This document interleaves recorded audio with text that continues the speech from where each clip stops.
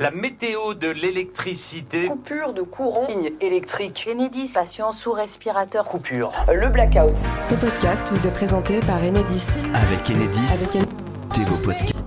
Avec coupure. Right now, you're listening to Arte Radio. Arte Radio part en live. Peace. Salut, c'est Livo et je suis enfermé au Palais de Tokyo. Arte Radio part en live. En live. Alors, est-ce que vous avez vu Arte Radio ? Ouais, j'ai vu Arte Radio. Ouais. Alors, avec l'équipe d'Arte Radio, impressionnant. J'avais envie d'y être. Ouais. on est toujours exposé au Palais de Tokyo. Moi, je suis très sensible au son, en tout cas. Okay. Le plus grand centre d'art contemporain d'Europe. Ouais, je suis une œuvre là, oui, je suis une œuvre. Ici, c'est immense. Ça va, c'est un bon boulot ici ou pas ? Et à chaque pièce, des agents de sécurité. Tranquille. On s'ennuie un peu, non ? Non, pas du tout, excusez-moi. Qui surveillent. C'est ça mon rôle. Vous avez contrôlé le badge. Ouais, le badge. Il vous a même pas fait un sourire, il vous a pas dit bonjour, rien. Ouais, mais... Un peu comme des gardiens de musée. On fait avec.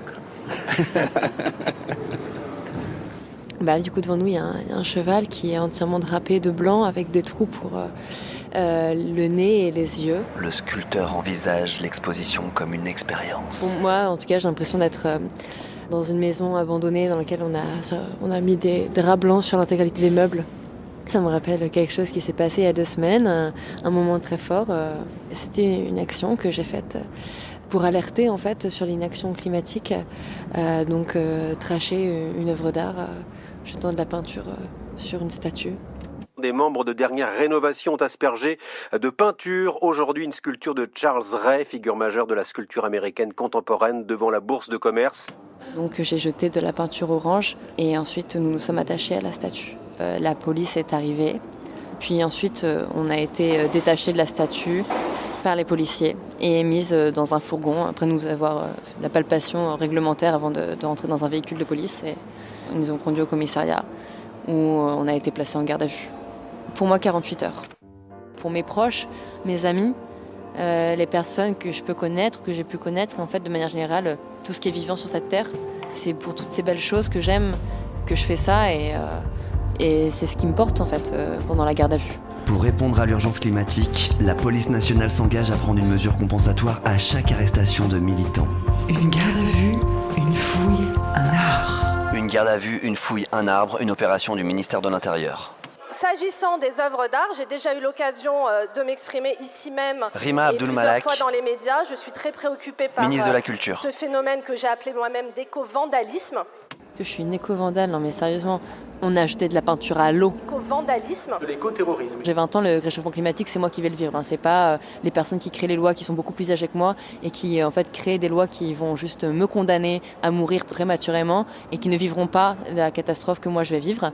Et qu'en fait, oui, on en arrive à faire des trucs pareils et ça ne fait plaisir à personne. Hein. Personne, hein. Je rappelle, ça ne fait plaisir à personne. Moi, ça m'a pas fait plaisir en tout cas. Est-ce que c'est quelque chose qui vous fait peur au Palais de Tokyo, ces militants écolos ? Peur, non.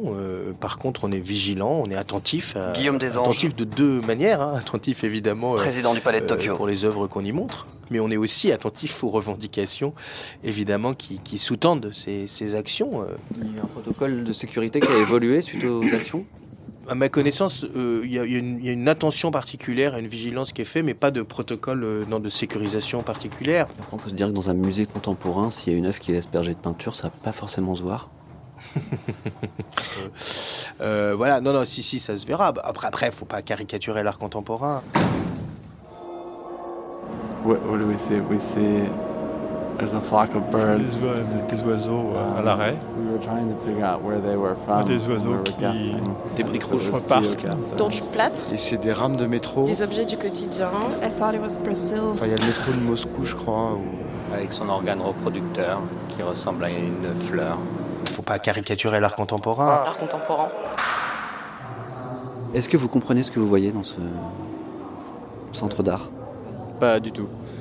Je sais pas, j'ai un peu le sentiment que c'est une supercherie globale et qu'il y a une manière de se faire une sorte de bulle, de se construire une autonomie entre critiques et artistes qui se persuadent entre eux du caractère très innovant, très ambitieux, qui se complaît un peu dans un esprit de subversion qui n'a plus tellement de sens, dans le sens où ça subvertit rien, ça se dégage de plus grand chose. Il ne s'agit plus de maîtriser les règles et ensuite d'en sortir, mais simplement faire ce qui nous vient un peu à travers la tête. It was very interesting to figure out where it's actually at. Beaucoup trop occidentalisé. Ce que j'ai bien aimé, c'est que ça représentait bien le mouvement. Je me sens un peu emporté. Un vertige. Il y a une part de sociologie, d'analyse des publics. Mais voilà, beaucoup de connexions de conceptuelles. Sur de l'objet ou des vêtements. Les concepts parfois peuvent être un peu philosophiques ou On perd le sens. psychiques. Connecter des disciplines, on va dire, qui sont distantes. Parce que ça me rappelle les Kaplan de mon enfance. Et Miles Davis était en face de Faut moi. pas caricaturer l'art contemporain. L'art contemporain. De l'art et du béton. Vous aussi, venez nous visiter. Arte Radio est une œuvre d'art contemporain exposée jusqu'au 12 au Palais de Tokyo. Et à demain pour le débrief quotidien de cette expérience immersive en Dolby Digital, fantasmagorique et subversif.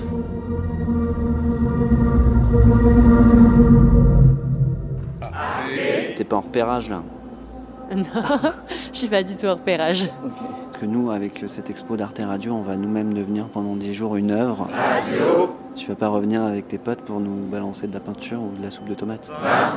J'ai pas prévu ça. Ouf.